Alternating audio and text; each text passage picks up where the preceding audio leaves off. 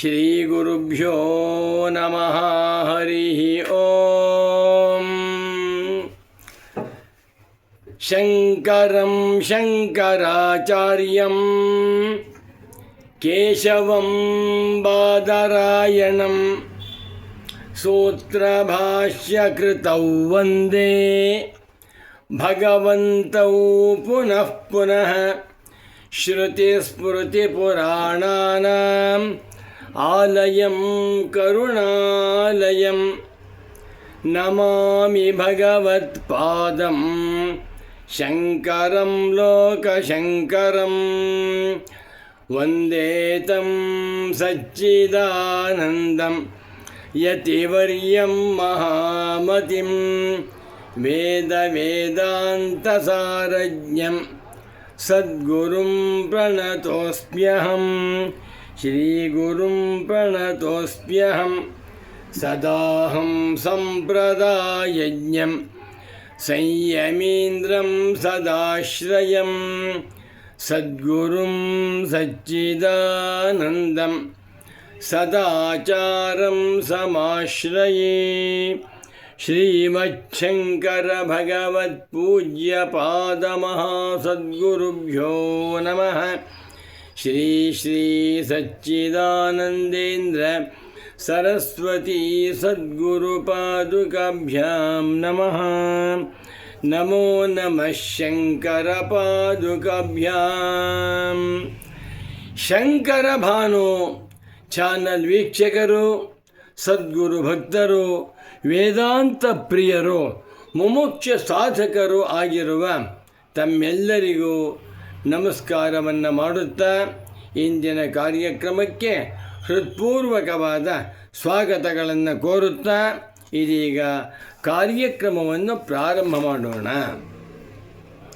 ಶಂಕರ ಭಗವತ್ ಪೂಜ್ಯ ಪಾದಾಚಾರ್ಯರವರು ಪ್ರಸ್ಥಾನತ್ರಯೀ ವೇದಾಂತ ಗ್ರಂಥಗಳಿಗೆ ಅದ್ಭುತವಾದ ಭಾಷ್ಯಗಳನ್ನು ಬರೆದಿದ್ದಾರೆ.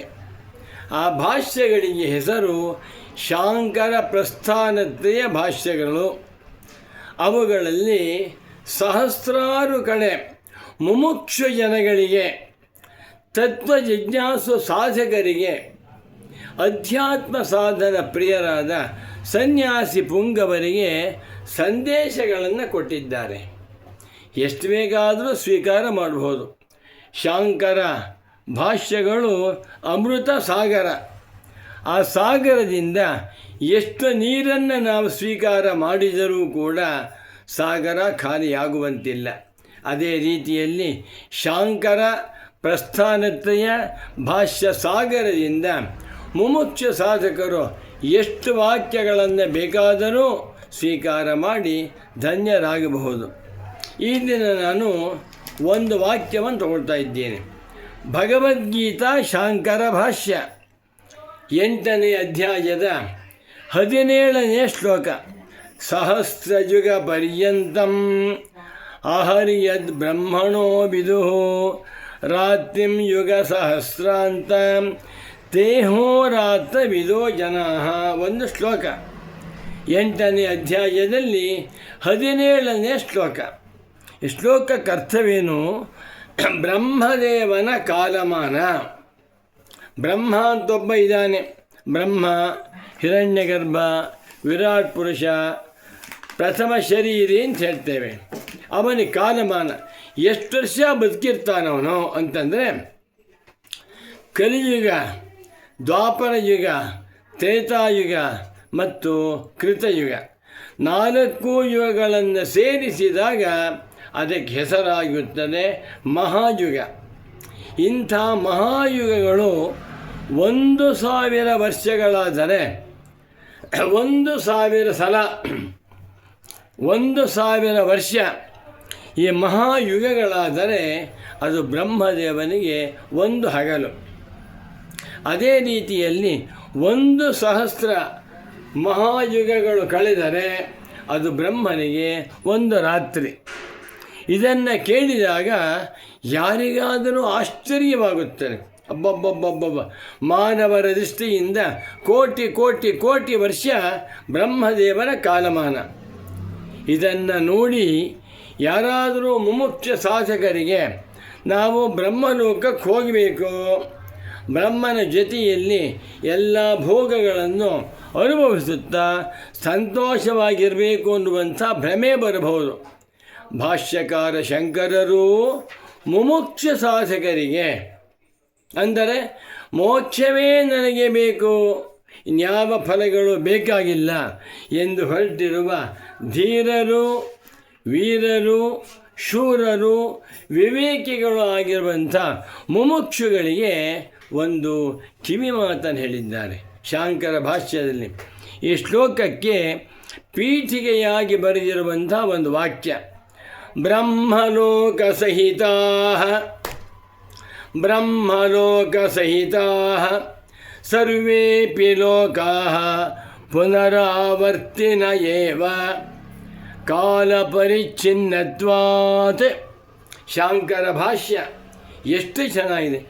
ಬ್ರಹ್ಮಲೋಕ ಸಹಿತ ಸರ್ವೇಪಿ ಲೋಕಾ, ಎಲ್ಲ ಲೋಕಗಳು, ಪಿತೃಲೋಕ, ಗಂಧರ್ವಲೋಕ, ಸ್ವರ್ಗಲೋಕ, ಸಿದ್ಧಲೋಕ, ವೈಕುಂಠಲೋಕ, ಕೈಲಾಸಲೋಕ, ಅಮರಲೋಕ, ಬ್ರಹ್ಮಲೋಕ. ಬ್ರಹ್ಮಲೋಕ ಸಹಿತ, ಬ್ರಹ್ಮಲೋಕದಿಂದ ಕೂಡಿಕೊಂಡಿರುವ ಎಲ್ಲ ಲೋಕಗಳು ಪುನರಾವರ್ತಿನ ಏವ, ಪುನರಾವರ್ತಿನ ವಾಪಸ್ಸು ಬರುವಂಥ ಲೋಕಗಳು. ಇದನ್ನು ಗೀತಾಚಾರ್ಯನಾದ ವಾಸುದೇವನೇ ಹೇಳಿಬಿಟ್ಟಿದ್ದಾನೆ. ಏನಂತ? ಆ ಬ್ರಹ್ಮಭುವನಾಲ್ಲೋಕಾ ಪುನರಾವರ್ತಿನೋರ್ಜುನ ಮಾಮುಪೇತ್ಯ ತ್ವ ಕೌಂತೇಯ ಪುನರ್ಜನ್ಮ ನ ವಿದ್ಯತೆ. ಇದನ್ನೆಲ್ಲ ಪಾಠ ಮಾಡುವಾಗ ನನ್ನ ಪರಮ ಪೂಜ್ಯ ಪ್ರೀತಿಯ ಸದ್ಗುರು ಪುಂಗವರಾದ ಶ್ರೀ ಶ್ರೀ ಶ್ರೀ ಸಚ್ಚಿದಾನಂದೇಂದ್ರ ಸರಸ್ವತಿ ಸ್ವಾಮಿಗಳವರು ಸೊಗಸಾಗಿ ಪಾಠ ಮಾಡಿ, ಪುನರಾವರ್ತಿನಃ ಎನ್ನುವ ಮಾತಿಗೆ ಮಗು ಏನರ್ಥ ಗೊತ್ತಾ? ಅನಿತ್ಯ ಏವ ಎಂದರ್ಥ. ಪುನರಾವರ್ತಿನ ಅಂದ್ರೇನು? ಪುನಃ ವಾಪಸ್ಸು ಬರುತ್ತವೆ, ಪುನಃ ವಾಪಸ್ಸು ಹೋಗಬೇಕು. ಯಾತಾಯಾತ ರೂಪವಾದದ್ದು, ಗಮನಾಗಮನ ರೂಪವಾದದ್ದು ಯಾವುದೋ ಅದು ಅನಿತ್ಯ. ಮುಮುಕ್ಷುವಿನ ದೃಷ್ಟಿಯಲ್ಲಿ ಬೆಂಗಳೂರು ಮಾತ್ರ ಅನಿತ್ಯ ಅಂತಲ್ಲ, ಭಾರತ ದೇಶ ಮಾತ್ರ ಅನಿತ್ಯ ಅಂತಲ್ಲ, ಅಮೇರಿಕಾ, ಫ್ರಾನ್ಸ್, ಜರ್ಮನಿ ಲೋಕಗಳು ಮಾತ್ರ ಅನಿತ್ಯ ಅಂತ ಅಲ್ಲ. ಮುಮುಕ್ಷುವಿನ ದೃಷ್ಟಿಯಿಂದ ಸ್ವರ್ಗಲೋಕವೂ ಅನಿತ್ಯ, ಅದು ನನಗೆ ಬೇಡ. ಅಷ್ಟೇ ಅಲ್ಲ, ಬ್ರಹ್ಮಲೋಕವೂ ಅನಿತ್ಯ. ನೀ ಬ್ರಹ್ಮಲೋಕಕ್ಕೆ ಹೋದರೆ ಅದೇ ಶಾಶ್ವತವಾದ್ದಲ್ಲ. ಆದ್ದರಿಂದ ಪುನರಾವರ್ತಿನಃ ಅಲ್ಲ, ಪುನರಾವರ್ತಿನ ಏವ. ಭಾಷ್ಯಕಾರ ಶಂಕರರು ಮುಮುಕ್ಷುಗಳಿಗೆ ಎಂಥ ಮುದ್ದಾದ ಮಾತನ್ನು ಬರಿತಾ ಇದ್ದಾರೆ. ಮುಮುಕ್ಷುಗಳೇ, ನೀವು ಮೋಕ್ಷಾರ್ಥಿಗಳು, ಮೋಕ್ಷವನ್ನೇ ಬಯಸುವಂಥವರು. ಯಾರಾದರೂ ಯೋಗಿಗಳು ಬಂದು, ಯಾರಾದರೂ ವೈದಿಕ ವಿದ್ವಾಂಸರು ಬಂದು ನಿಮ್ಮನ್ನು ಬ್ರಹ್ಮಲೋಕಕ್ಕೆ ಕರ್ಕೊಂಡು ಹೋಗ್ತೀವಿ ಅಂತಂದರೆ ಖಂಡಿತ ಹೋಗಬೇಡಿ. ನಿಮ್ಮ ಗುರಿ ಮೋಕ್ಷ. ನೀವು ಬ್ರಹ್ಮಲೋಕಕ್ಕೆ ಹೋದರೂ ಅಲ್ಲಿಂದ ಪುನಃ ವಾಪಸ್ಸು ಬರಲೇಬೇಕು. ವಾಪಸ್ಸು ಬಂದ ಮೇಲೆ ಪುನಃ ಕರ್ಮಗಳನ್ನು ಮಾಡಿ ಪುನಃ ಹೋಗಬೇಕು, ಬೇಡ. ಅನಿತ್ಯವಾದ ಫಲಗಳಿಂದ ವಿರಕ್ತರಾಗಿರುವ ನೀವು ಧೀರರಾದ ಮುಮುಕ್ಷುಗಳು. ಆದ್ದರಿಂದ ಬ್ರಹ್ಮಲೋಕ ಸಹಿತ, ಹೇಗಿದೆ ವಾಕ್ಯ? ಬ್ರಹ್ಮಲೋಕದಿಂದ ಕೂಡಿಕೊಂಡಿರುವ, ಬ್ರಹ್ಮಲೋಕದ ಹೊರಗಿರುವ, ಬ್ರಹ್ಮಲೋಕವನ್ನು ಒಳಗೊಂಡಿರುವ ಸರ್ವೇಪಿ ಲೋಕಾ. ಬ್ರಹ್ಮಲೋಕವೇ ಅನಿತ್ಯ ಎಂದ ಮೇಲೆ ಉಳಿದ ಲೋಕಗಳ ವಿಚಾರವೇನು? ಒಂದು ರಾಷ್ಟ್ರಕ್ಕೆ ಒಬ್ಬ ಮಹಾತ್ಮ ರಾಷ್ಟ್ರಪತಿಯಾದ. ರಾಷ್ಟ್ರಪತಿಯಾದರೆ 50 ವರ್ಷ ರಾಷ್ಟ್ರಪತಿಗಳಾಗಿರಬಹುದು ಅಂತ ಇಟ್ಕೊಳ್ಳಿ. ಆಮೇಲೆ ಇರಲೇಬೇಕು, ಬೇಡವೇ. ಅನಿತ್ಯವಾದ ಫಲಗಳಿಂದ ನೀವುಗಳು ಮೋಹಿತರಾಗಬಾರದು. ನೀವು ಅನಿತ್ಯ ಫಲಗಳಿಗೆ ವಶರಾಗಿ ಬಿಟ್ಟರೆ ಮೋಕ್ಷ ಫಲದಿಂದ ವಂಚಿತರಾಗುತ್ತೀರಿ, ಬೇಡ. ಬ್ರಹ್ಮಲೋಕ ಅಷ್ಟು ದೊಡ್ಡದಾಗಿದೆ. ಹಿರಣ್ಯಗರ್ಭಲೋಕ, ವೈರಾಜಲೋಕ. ಯಾಕದು ಪುನರಾವರ್ತಿನ ಅಂತ ಕೇಳಿದರೆ ಒಂದು ಮಾತು, ಕಾಲ ಪರಿಚ್ಛಿನ್ನತ್ವಾತ್, it is limited by time and space. ಬ್ರಹ್ಮಲೋಕ ಅಲ್ಲಿದೆ, ಇಲ್ಲಿಲ್ಲ. ಬ್ರಹ್ಮಲೋಕದ ಆಯುರ್ಮಾನವೆಷ್ಟು? ಮಹಾಯುಗಗಳ 1,000 ವರ್ಷಗಳು. ಅಂದಮೇಲೆ ಅದಕ್ಕೆ ಟೈಮ್ ಲಿಮಿಟ್ ಹಾಕ್ಬಿಟ್ರು. ಯಾವುದು ದೇಶಕಾಲ ಪರಿಚ್ಛಿನ್ನವಾದ ಫಲವೋ ಅದು ಅನಿತ್ಯ. ಅದರ ಮೋಕ್ಷವು ದೇಶಕಾಲಗಳನ್ನು ಮೀರಿರುವ ಅನ್ಯತ್ರ ಧರ್ಮಾದನ್ಯತ್ರ ಧರ್ಮಾತ್, ಅನ್ಯತ್ರಾಸ್ಮಾತ್ ಕೃತಾತ್, ಅನ್ಯತ್ರ ಭೂತಾಚ್ಚ ಭವ್ಯಾಚ್ಚ ಯತ್ತತ್ ಪಶ್ಯಸಿ ತದ್ವದ. ಬಾ, ಕಠೋಪನಿಷತ್ತಿನ ಒಂದು ಮಂತ್ರ. ನಚಿಕೇತನ ಪ್ರಶ್ನೆ, ಎಲೆಯ ಮೃತ್ಯುದೇವತೆಯೇ, ದೇಶಕಾಲಗಳನ್ನು ಮೀರಿರುವ, ದೇಶಕಾಲಗಳ ಹಂಗಿನಲ್ಲಿ ಇಲ್ಲದೇ ಇರುವಂಥ, ಕಾರ್ಯಕಾರಣ ಭಾವವನ್ನು ಮೀರಿರುವಂಥ ಆತ್ಮತತ್ವವನ್ನು ತಿಳಿಸ್ಕೊಡು ಅಂತ ಹೇಳ್ತಾನೆ. ಆದ್ದರಿಂದ ಎಲೆಯ ಮುಮುಕ್ಷುಗಳೇ, ನಿಮ್ಮ ಮನಸ್ಸು ಯಾವಾಗಲೂ ಕೂಡ ಮೋಕ್ಷ ಪ್ರಾಪ್ತಿಯ ವಿಷಯದಲ್ಲಿ ನಿರತವಾಗಿರಬೇಕೇ ಹೊರತು ಅನಿತ್ಯವಾದಂಥ ಫಲಗಳಲ್ಲಿ ಅಲ್ಲ. ಬ್ರಹ್ಮಲೋಕವೂ ಕೂಡ ಅನಿತ್ಯವಾದದ್ದು. ಯಾಕೆ? ಕಾಲ ಪರಿಚ್ಛಿನ್ನತ್ವಾತ್. ಒಂದು ಉದಾಹರಣೆ ಕೂಡ ಮುಗಿಸ್ಬಿಡ್ತೇನೆ. ಒಬ್ಬ ಬ್ರಹ್ಮಜ್ಞಾನಿ ರಮಣ ಮಹರ್ಷಿಗಳಂಥ ನನ್ನ ಪರಮ ಪೂಜ್ಯ ಸದ್ಗುರು ಪುಂಗವರಾದ ಸಚ್ಚಿದಾನಂದೇಂದ್ರ ಸರಸ್ವತಿ ಸ್ವಾಮಿಗಳಂಥ ಬ್ರಹ್ಮಜ್ಞಾನಿಗಳು, ಬ್ರಹ್ಮನಿಷ್ಠರು, ಜೀವನ್ಮುಕ್ತರು. ಅವರು ಆನಂದವಾಗಿದ್ದಾರೆ. ಅವರ ಆನಂದವನ್ನು ಲೆಕ್ಕ ಮಾಡಲು ಸಾಧ್ಯವಿಲ್ಲ. ಲೋಕದಲ್ಲಿ ಶ್ರೀಮಂತರ ಆನಂದ ಲೆಕ್ಕ ಮಾಡಬಹುದು.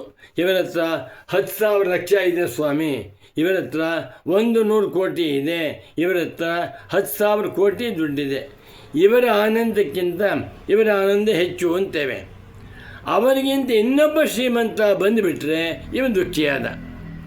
ಯಾವುದನ್ನು ನಾವು ಗಣಿತದಿಂದ ಆನಂದ ಅಂತ ಹೇಳ್ತೇವೆಯೋ ಆ ಗಣಿತಾನಂದವೆಲ್ಲವೂ ಕೂಡ ಪರಿಚ್ಛಿನ್ನ.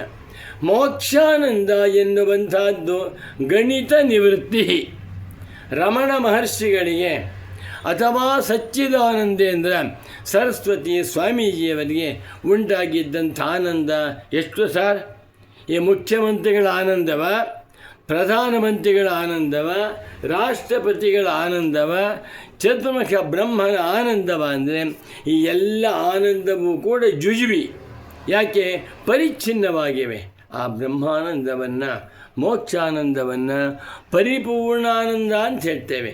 ಅಂಥ ಮೋಕ್ಷಾನಂದವು ಕಾಲ ಪರಿಚ್ಛಿನ್ನವಲ್ಲದ್ದರಿಂದ ಅದು ಸತ್ಯಂ ಶಿವಂ ಸುಂದರಂ.